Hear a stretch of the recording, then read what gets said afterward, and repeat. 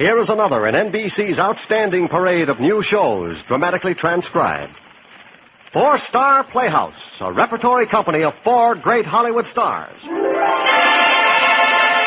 This is Robert Cummings. This is Rosalind Russell. This is Fred McMurray. This is Loretta Young. Yes, these are the stars heard weekly on Star Playhouse.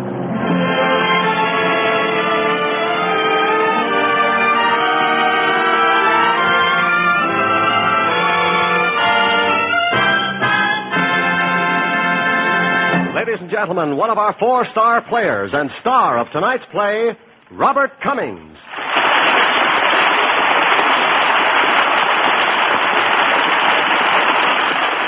Thank you. And in behalf of Rosalind Russell, Fred McMurray, and Loretta Young, let me welcome you back to our 4-star Playhouse. As you know, every Sunday night at this time, Roz, Fred, Loretta, and I appear in new dramatizations of stories selected from Cosmopolitan magazine. Stories by the world's leading writers of popular fiction. How often have you all had the strange, haunting experience which made you say, "It seems that all this has happened to me before"? Psychologists call that phenomenon prevision. Tonight's story explores an experience in prevision. We think it will hold you spellbound right up to its stunning and fearful finish. Prepare now for gripping action as we bring you Maurice Baudin Jr.'s strange and powerful story, The Hunted, in which I am Fred Woodard. The Hunted.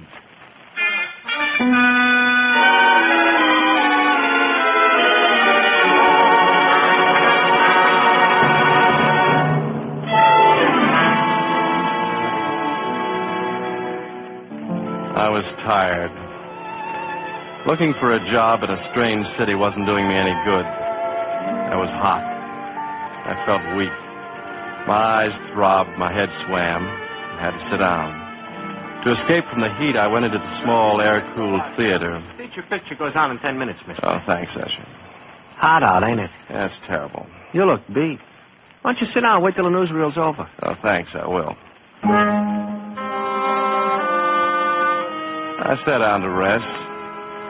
I wasn't the only one. Across the lobby was a man, sound asleep. A man with a paunch. A man with a white scarf around his neck. And then she came in. The girl came in through the front door looking hunted and furtive. She saw the man with the paunch and started. Paunch opened his eyes and got up and walked toward her. In a panic, the girl dashed into the powder room. Paunch sat down again, closed his eyes. I didn't like it. Not a bit. Usher. Yeah? That guy over there with the paunch and the white scarf. Yeah? A girl came in and he tried to make a pass. Oh, forget it. Happens every day in theaters. Me, I keep my nose clean. I keep out of it.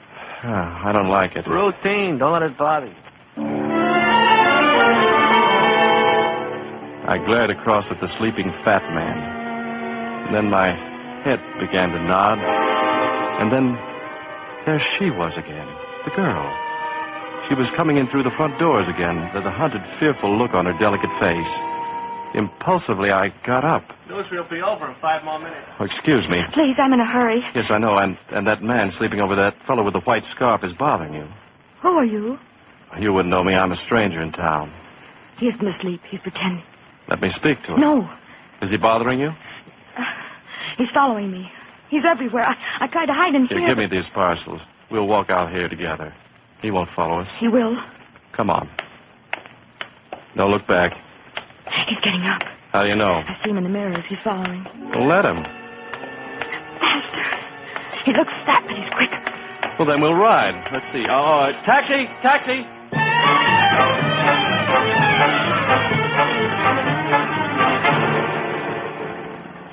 My name's Fred Woodard. I'm Ruth. Are you listed that way in the telephone book? Just Ruth, if you don't mind. Okay, Ruth. Oh, driver, this is all right. We'll get out here.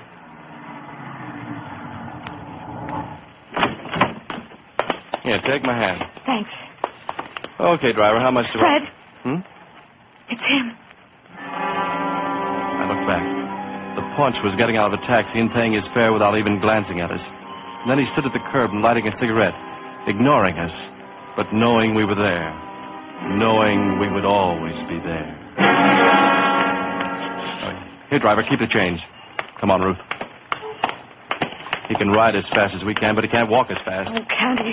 Let me go back and smack him so he stays smacked. No, that wouldn't do any good. Still behind us. No matter how fast we walk, he keeps the same distance. I'm going back and talk to White Scarf. Don't. Well, why? You said you wouldn't ask. All right, but... Hurry. I'm hurrying. Run!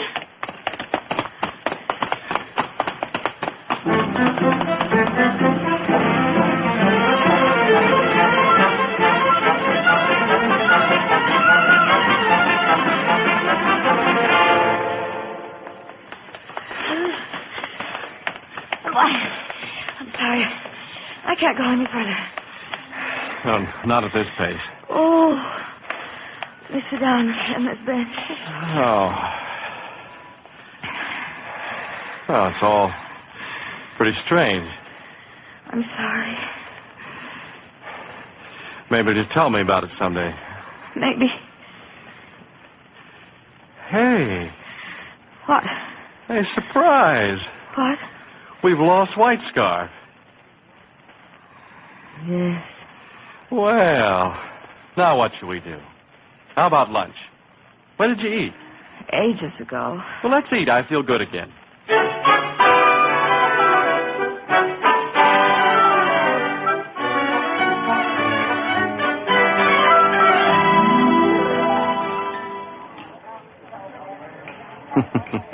I don't remember ordering this iced coffee, did I? You did, and very flaky. That's funny. Obviously, you're too much for my presence of mind. I hope you won't regret our meeting. Oh, it's highly unlikely. Say, do you realize how rudely other men in this restaurant are staring at you and wishing they were me? Now, just glance about you modestly and... No. Don't. Is it? White Scarf. 5 tables behind you. No, don't turn around. Now, just smile and look animated. I'll do the same. Now, here's what we're going to do. I'll tell you when to look up at the clock and exclaim about the time. Yes. And I'll stand up and say goodbye. All smiles, just like this, see? And we'll part like old friends, going to see each other again. Make up something as you leave. All right. What about you? I'll stay right here. He'll follow me. And I'll follow him. I don't think he'll like that. He'll know you're following him. I want him to know. Now, look up at the clock. Yes. Oh, dear, look at that time. I really must go now, Mr. Woodard. He's getting up to go, too. Of course. Well, I'll meet you afterward. Wheelock's department store, the information desk. What time? I'll be there in exactly an hour if I'm not followed. Meet you there in 1 hour. Okay. Give me a big goodbye now. Oh, it's been awfully nice, Mr. Woodard. Maybe we can do this again soon. Well, yes, Friday. Good. Well, it's the date. Goodbye. See you Friday. Right. And here comes White Scarf, right on schedule. Got a match, friend? Did you speak to me? Match? No. Going someplace? Yes. Why are you following that girl? What girl? You know what girl. Point her out to me. Why, well, she's gone, isn't she? You think I've lost her, huh? Who? The girl. Well, what girl? Who knows? Well, we must do this again sometime. Not too often. Well, that's up to you, isn't it? Good afternoon, fool.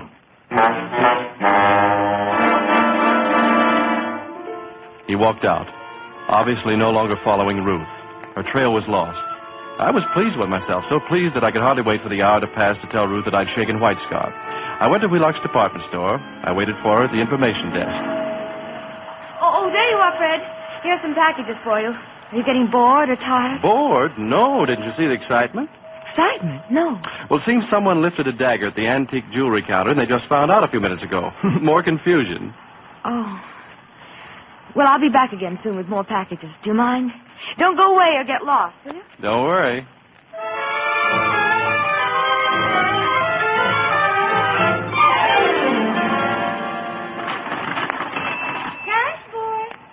Okay, sucker, come along. Who? Come on. White Scarf. Let's go. Well, you found us again. If one knows where to look, one finds. What do you mean by shadowing us this way? We ask the questions. Now, come along. Where? Upstairs. Who are you? Guess. The police. Come on. Your lady friend's waiting for you. Lady friend. Come on.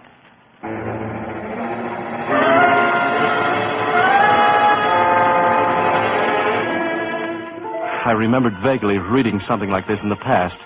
But what was it? I'd forgotten. White Scarf took me upstairs to a bare room with a single desk. I saw Ruth staring at the floor. She didn't look up. There was a pile of parcels on the desk. Behind the desk stood a tall, blond man, about 35. He started speaking the moment White Scarf pushed me into the room. Oh! The first thing you better do is empty out your pockets. You're not talking to me. He's talking to you. Better do it. What are you raving about? You'll find some things in your pockets that don't belong to you. They belong to Wheelock's department store. Oh, good Lord. Put the watch on the desk, put it. I don't know how it got there. What else is there? What? Oh, this gold cigarette lighter. On the desk. I never saw these things before. See here. Don't deny you're Ruth's accomplice. Accomplice? Why, Oh, Ruth. She's a shoplifter. Shut up. Just remarking, Murray. Remark when you're asked to remark. Well, listen, wait, this is crazy. You're saying that Ruth is a thief and I helped her steal? There's some excuse for Ruth, but there's none for you. Oh, please, Ruth. Don't, darling. I don't know why I do it. I can't help it, Murray. I can't help it. I don't realize I do it. All these things are stolen? Things on you were. But I knew nothing about it. Ruth, tell them. Miss Fleming cannot answer for anything she does. You can. Who are you? Miss Fleming is not an ordinary thief. If she were, this would be for the police. As matters stand, the stores permit me to make an adjustment on the merchandise she appropriates. She is in the clear. You'll get it, though. Well, this is crazy. I didn't realize what she was up to. You'll serve her sentence, too. Shut up! Take her to the next room. Come on.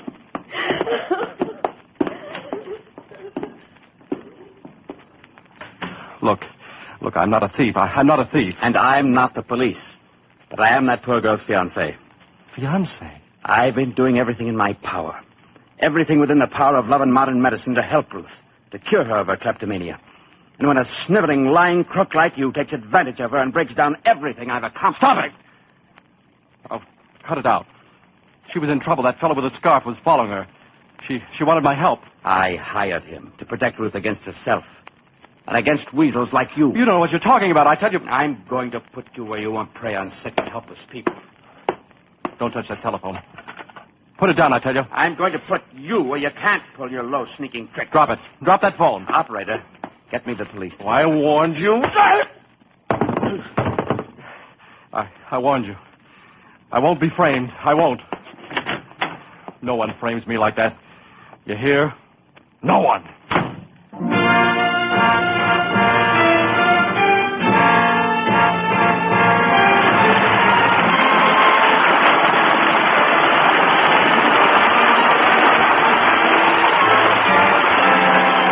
Listening to the 4-Star Playhouse dramatization of Maurice Bodin Jr.'s cosmopolitan short story, The Hunted, starring Robert Cummings and featuring Lorene Tuttle and William Conrad.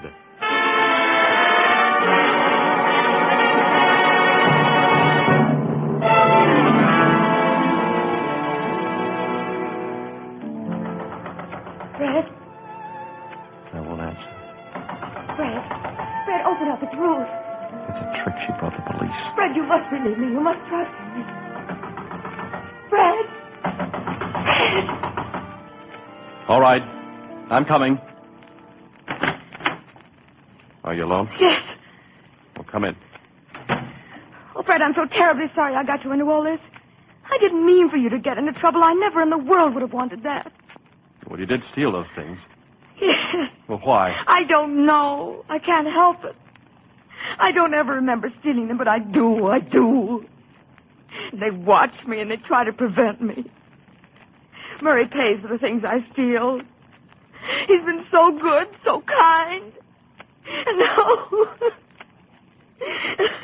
He was calling the police in on me. I know.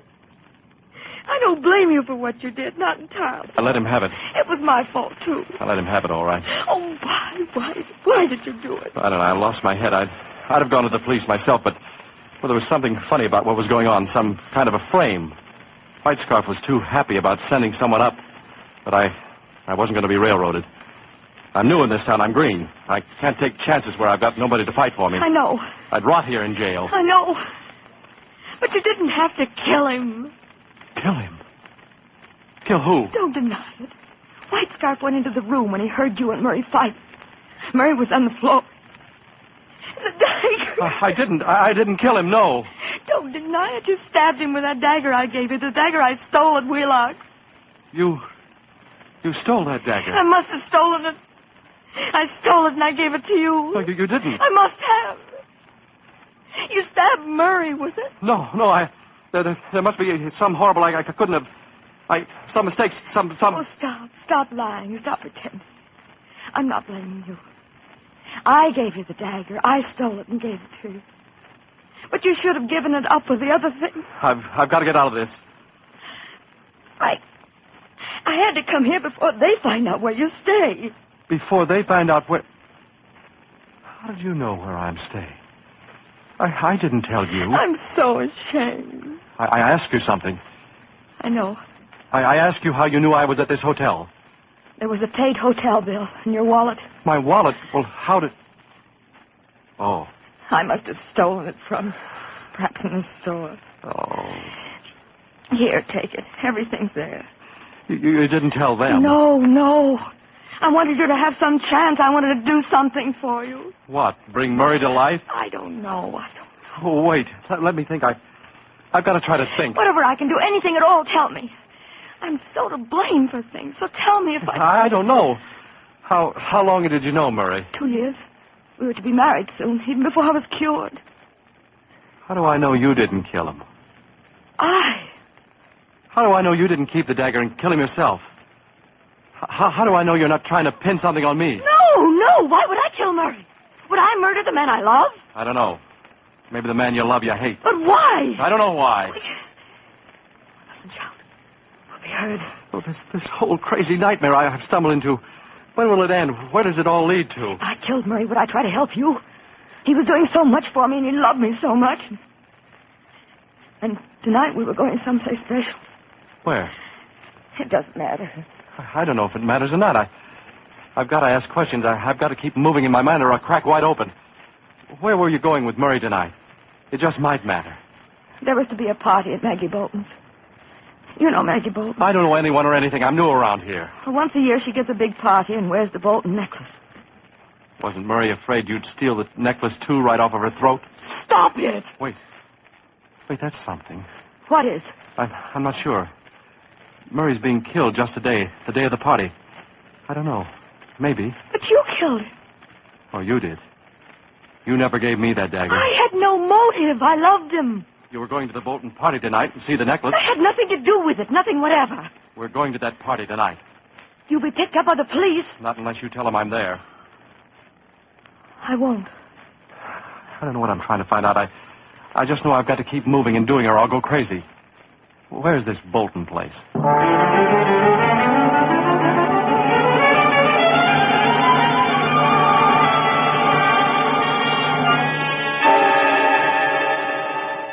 We arrived too late for the party. Too late to see the famous Bolton diamond necklace on the famous Bolton throat. There was some excitement about the house when we drove up in the hired car. I left Ruth in the car and walked up the driveway, curving around into the darkness, and stopped short. Police cars all around the house. I turned and began to walk down the driveway again. Hey, no! I began running. Hey, stop! In a panic, I plunged off the drive into the thick tangle of cypress that covers the huge grounds. Hey, no! I lost the cop. In the dark, dense jungle of cypress, I even lost myself. And then something stepped out of the darkness. Something in a white scarf with flat, dead eyes and a toneless smile and that faintly foreign voice. White scarf. Don't move. I want to talk to you. Talk what? I want to talk to you. Well, there's nothing to talk about. Theft is nothing. Why, I didn't steal. Murder is nothing. I don't know what you're talking about. Murray Lister. Why, I don't know anything about Murray Lister.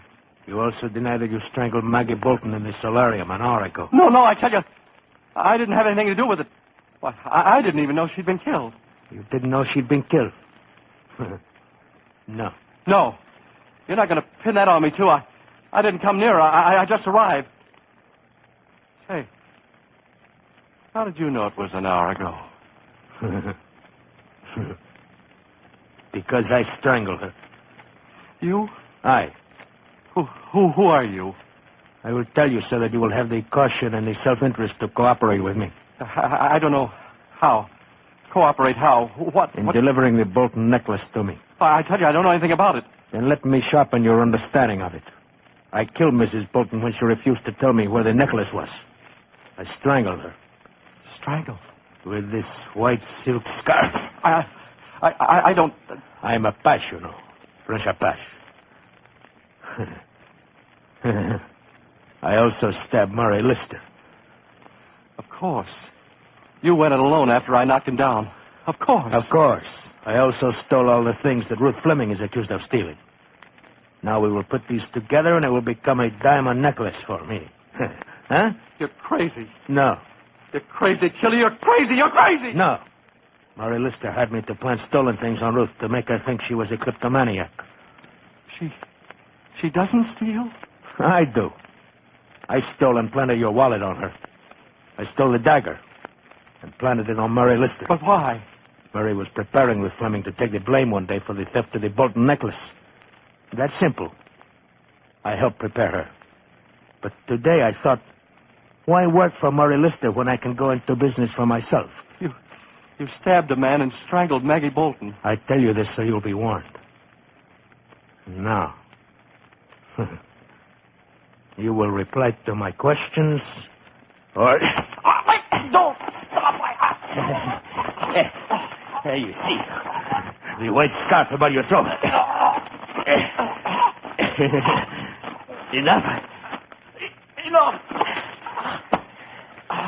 Be warned. I can't help you. I don't know anything. You do. No. You lie.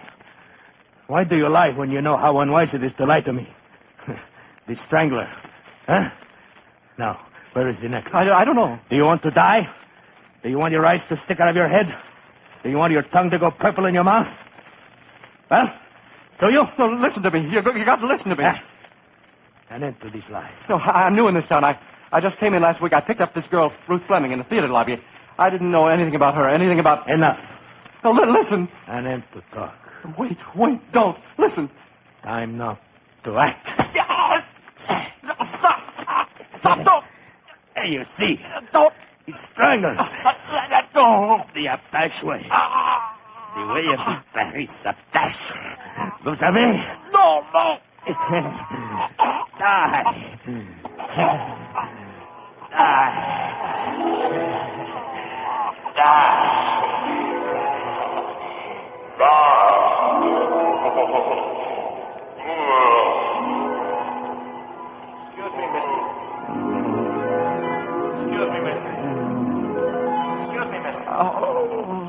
Excuse me, mister. What? What's the matter? Wake up. You dreaming? Newsreel's over. Feature picture's going to start. Huh? Wake up. You fell asleep in the lobby. You bought a ticket. Don't you want to see the show?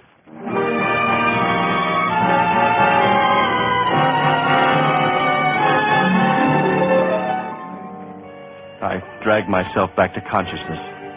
In seconds, the fabric of my awful dream unraveled and vanished.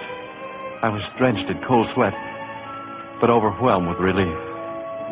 And across the lobby, sleeping harmlessly, was the paunchy man with the white scarf who had helped inspire my dream, or whatever it was. And then the door of the powder room opened, and there was the girl, the Ruth of my dream, with a pale dread on her face. I got up quickly and eagerly to make the acquaintance of the real-life Ruth, or whatever her real name was. Get in the box, lady. Oh, excuse me. What? But, I know you'll think that this is the usual approach by a stranger, but didn't all this happen before? What do you mean? Well, it just seems that we met before, just this way. I don't think so. Well, the feature picture's about to start. Might I join you? Oh, I couldn't. I mean, well... I'm sure this all happened before. Even the scared look you just gave that paunchy man sleeping there. Well, if you like, we could go in together, yes. Oh, thank you. Yeah, the honest feeling, really. I've had that feeling, too, sometimes. Everybody has. We went up the steps, talking and laughing. I held open the door leading into the cool dark of the balcony. and stared. Below in the lobby, I saw the paunchy man slowly open his eyes and look up at us. He got up and with surprising agility began following us with rapid, ruthless steps. A man with a paunch, an olive skin, and a dead smile, and a white silk scarf draped loosely about his neck, following us.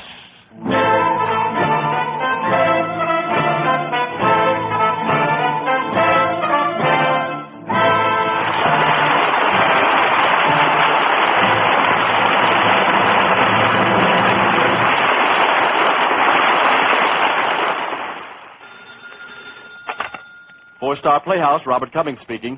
Bob, this is Rosalind Russell with a very urgent question. Roz, I didn't do it. I tell you, I was framed. What urgent question?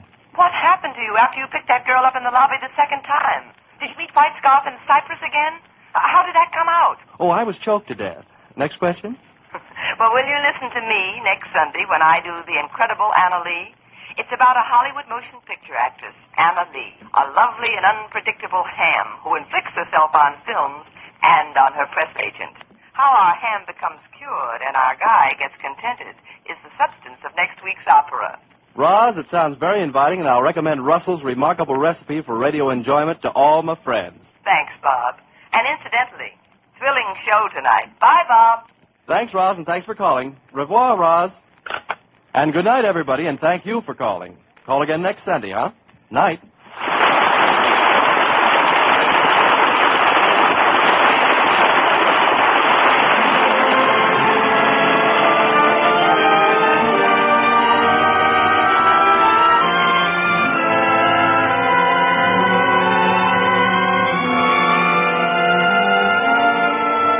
You have been listening to Star Playhouse, tonight starring Robert Cummings in The Hunted, written by Maurice Boudin, Jr., and adapted for radio by Milton Geiger. Lorene Tuttle was featured as Ruth, with William Conrad as White Scarf, Wilms Herbert played Murray, and Larry Dobkin the usher. Star Playhouse is directed by Warren Lewis. Music composed and conducted by Albert Harris. Portions were transcribed. Robert Cummings may currently be seen in Walter Wanger's production, Reign of Terror. Each week at this time, one of our 4 star players, Rosalind Russell, Fred McMurray, Loretta Young, and Robert Cummings, is heard in a special adaptation of a popular fiction story selected from Cosmopolitan magazine, written by the world's foremost fiction authors. On future weeks, you will hear Fred McMurray in a powerful two-fisted drama, and Loretta Young, who was unable to appear tonight as originally scheduled due to illness, in Virginia Faulkner's zany comedy, Once Upon a Horse. Next week on 4-Star Playhouse, Rosalind Russell will star in Robert Carson's delightful story, The Incredible Anna Lee.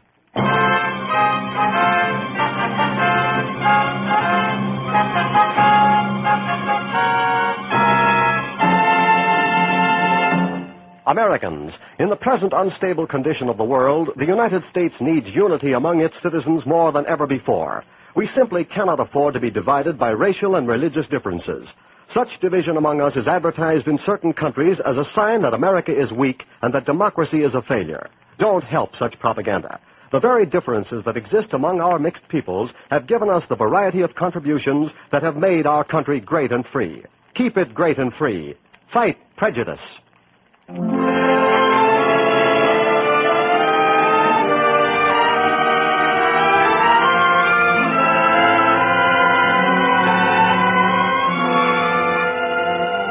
In just a few moments, you are going to hear another of the NBC Symphony Summer Concerts. And 1 hour from now, Ethel Merman is sure to delight you in her own new show.